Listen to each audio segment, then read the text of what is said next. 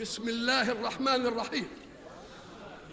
الحمد لله رب العالمين، وصلى الله وسلم على أشرف المرسلين وخاتم النبيين سيدنا محمد. وبعد، نعلم جيدا أن علم الإسلام حينما انتقل إلى هنا وكانت مصر محكومة حكم طبيعي كان الإسلام مطبقا، ولكنها بليت بالاستعمار، وللاستعمار جنود استوردوا لنا كثيرا من التقنينات فغلبونا. ولكنه حينما زال الاستعمار ظن الناس أن الاستعمار بكل ألوانه زال. لا، ليس الاستعمار وجود محتل في الأرض، ولكنه قد ينأى عن الأرض ويترك له أعوانا يذيعون ما يحب وأعوانا يشجعون ما يحب، وقد يحتلنا بشيء آخر غير وجود احتلال عسكري في البلد. ولذلك كان يجب علينا أن نتريث، وهذا التريث حفاظ على الشمعة. الشمعة قد لا تنير مكانا واسعا، لكننا نحافظ عليها، لأنه من الممكن أن نكسرها فتنير أكثر، أو نأخذ منها نارا نشبها حريقا على أعدائنا. فليس من السهل أن نترك من ينفخ الشمعة ليطفئها نهائيا. استبقوا هذه الشمعة، استبقوها لتأخذوا منها النور للمحب والنار للمبغض. استبقوها، واعلموا جيدا أننا لا نستطيع أن تكون كلمتنا من رأسنا إلا إذا كان قوتنا من فأسنا.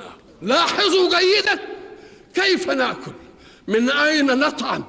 لا تحادوا قبل أن تعدوا، فإن العداء قبل الإعداد هو عين الفساد والفساد والفساد. يا قوم، لا تستمعوا إلى أحد، لأن دينكم واضح، دينكم فطري. واعلموا أن خصوم الإسلام لم يقدروا على الإسلام من ذواتهم، فدخلوا عليه من أبنائه، وجعلوا لكل واحد أملا في أن يكون أميرا أو حاكما. ولذلك أعلنت أنا دائما أنا لا أريد أن أحكم بالإسلام، ولكني أريد أن أحكم بالإسلام. أنا الإسلام أميل عليه أن أكون محكوما له بأي واحد من أدنى الأرض، ورجله على رقبته وعلى رأسه. ولكني لا أحب أن أحكم أنا بالإسلام، لأن طالب الولاية حتى لا يولى نقول له ابعد عني. فإذا كان الأمر كذلك فإنه يجب علينا أن نتنبه جيدا إلى ما يراد بنا من كيد وما يراد بنا من شر. واعلموا جيدا أنني كما قال أخي لست من رجال السلطة، فأنا الوحيد في مصر الذي رد قرارات جمهورية ولم يستمع لها في تاريخها كلها، ملكية أو جمهورية. فلا يستطيع أحد أن يتهمنا أبدا بأننا علماء سلطة.